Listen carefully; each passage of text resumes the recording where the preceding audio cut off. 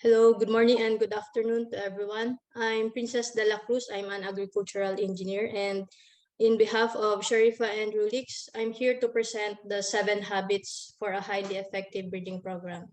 So what I'm going to present are the collaborative work of the people in our platform, the Integrative Research Support or IRS at IRRI, which are, continuous improvements initiatives to support IRRI strategies that will allow the organization to achieve its goals despite the ever-changing environment.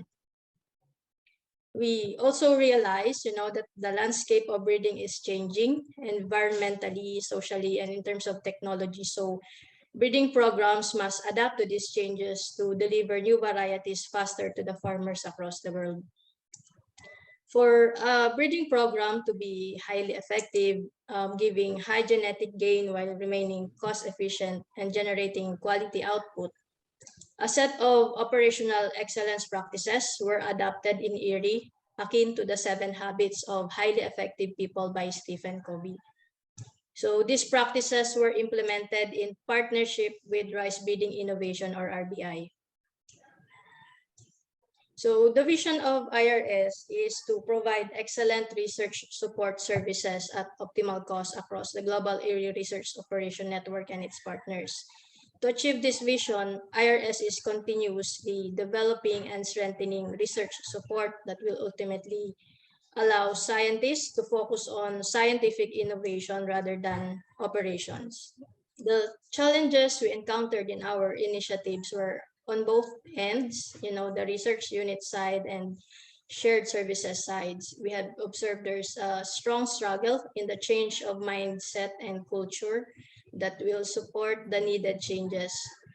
Doing the daily regular work activities and operating in silos for more than 20 years, did that help? So however, we've seen the impact of the continuous improvement trainings for researchers and research support staff in making them see slowly by slowly different perspectives that help them realize the bigger picture towards achieving operational excellence.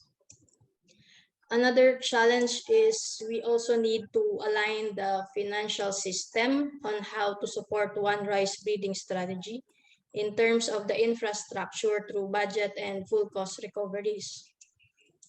Also, as culture plays a very important role on implementing changes, we need to address gaps in skills to empower the people, to make the changes happen. We implemented service requirement forecasting or aggregate planning, wherein we work with all research units to consolidate their future shared services requirements 1 season in advance, which allowed us to prepare the resources well ahead of time. And by doing so, we were also able to identify where the skill gaps are in terms of research support and provide training in those areas. I assume this is a popular book. Many of you have read this book by Stephen Covey, The 7 Habits of Highly Effective People. So as we implement new tools and ways to effectively work and support breeders to develop an effective breeding program, we found that the same principles can be applied. So number 1 means be proactive. It means filling up the glass when it's half full, taking actions to improve the way we do things. The second is begin with the end in mind. We start with first defining our goals and targets, and from there, we plan and take actions to achieve those goals. And then put first things first means prioritizing what is important. I think win-win means productive collaboration with all stakeholders where all will benefit from the outcome. And then seek first to understand, then to be understood, focuses on the art of listening. Synergize means that 2 or more people collaborating will create something that is more than their individual capability. And lastly, sharpening the saw means learning continuously. So how did it work? First, the Rice Breeding Innovation Platform developed the One Rice Breeding Strategy to align all breeding activities to a market-driven and cost-effective breeding pipeline, which focuses on population improvement. With this one rice breeding in place, the shared services know exactly what to deliver as the metrics has already been set. Then the ongoing centralization or consolidation of breeding activities from hybridization to seed processing has made it possible to streamline the breeding operations and eliminated operating in silos, consequently reducing operational costs and standardizing activities. Then to deliver effectively, we sharpened our saw by training and complying to the quality management system or QMS. We also conducted QMS internal audit in our service units and started continuous improvement trainings both for research partners and service staff. So continuous improvement is a very good philosophy of continuously seeking to improve processes. So even the existing processes, we can still improve it. The focus is to eliminate wastes in the form of time and resources and to eliminate errors. So we use Lean Six Sigma tools. Those tools hit 5 birds with one stone. They increase quality, increase productivity, reduce cost, reduce time, and increase staff empowerment. So this empowers us to move towards a sustainable system of change and growth. And then beginning with the end in mind of supporting the One Rice breeding strategy, we implemented continuous improvement initiatives. Among them, one is the output of June Korea's group of consolidating field land preparation activities into one service package, which reduced the transactional costs and standardized field operations activities. And then Rodney De Chavez implemented 5S in our post-harvest processing areas.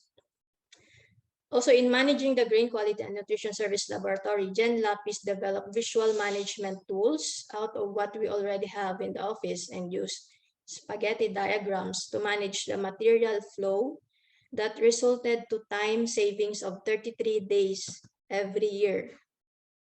June also scheduled the planting activity such that the operations operate within its capacity and within the given time frame. Before, there was an influx of grain quality testing requests towards the end of the year and other shared services. Just wait for the service requests as they come. Again, beginning with the end in mind, we improve our coordination with research partners and we implemented service requirement forecasting and operations planning, as what I have mentioned a while ago, across all service units to ensure the optimal distribution of resources are prepared and operations are scheduled within our capacity. We develop dashboard metrics for the service units to manage their operations. And from these real-time metrics dashboards, we can measure the productivity, capacity utilization of the units, service delivery timeliness, and customer satisfaction of the research support services. And this helps us to identify issues immediately, that needs to be addressed. So it's still part of continuous improvement. And then when found more feasible, we outsource services such as genotyping and land preparation to meet the breeder's requirements while we focus on what we do best while operating efficiently. In doing so, we put things first by prioritizing activities in the operations. To the right, you can see the spaghetti diagram I was talking earlier. This was created by Jen Lapis. So all of this happened by seeking first to understand, then to be understood. All these initiatives were done in regular and close collaboration with breeding units to ensure their requirements are met. It's an interactive process driven by stakeholders' demands. So one thing, an operations research committee, which includes the involved breeding units, was created and meet virtually regularly to immediately address concerns related to field operations and post-harvest operations. So in this way, issues do not repeat as they are discussed with all the stakeholders already, even during the pandemic. So it ensured that the operations carried through. So collaboration also allowed us to understand the customer requirement, and in return, they understand what we need to meet their demand. So this close collaboration with breeding units and within IRS teams created the synergy that was enhanced more by the continuous improvement trainings attended by both partners and research support groups. from these initiatives, we learned several lessons, and one of those is that centralization is the way to become more efficient in breeding operations. We have saved about 50% versus when we were doing everything in silos. We also realized that being adept with continuous improvement helps the organization become agile to respond to changes. And if we shift our mindset totally towards this across all breeding operations, and if we give enough time and attention with all these tools, it has the potential to save more than 50% of costs, which can be redirected to fund other breeding activities such as genotyping and phenotyping to increase the rate of genetic gain. Also, with limited resources, we have to put first things first. We prioritize issues to solve. We were able to do this. We use the Pareto principle to prioritize issues. About 20% of that would solve 80% of the problem. We also learned that operations become more efficient when we standardize, automate, and mechanize the operations where possible. So we have this barcode reader. So we took advantage of these tools, these barcode readers in data management, from field plot labeling to phenotyping. And then we use plot readers and standardized net bags in harvesting for easier operation. Another thing we learned is that continued communication and collaboration with all stakeholders are always two of the key ingredients, to the success of any initiative. And it ensures we come up with quality services that are aligned to the customer requirements.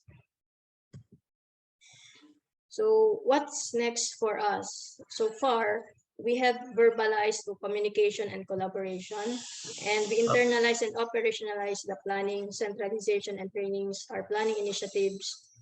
This will provide us data and information to address gaps in resources and provide us information for continuous improvement. So the next step for us is to institutionalize, as all these are not stopgap measures. We are laying down the foundation of the breeding operation system, those centralization, planning, QMS compliance, and training people. So looking at all this holistically, plus addressing the challenges on funds and recoveries, will work towards sustainability. And lastly, there's this bonus, the 8th habit: find your voice and inspire others to find theirs. It's for us, it's as how we collaborate with NARES partners and EIB.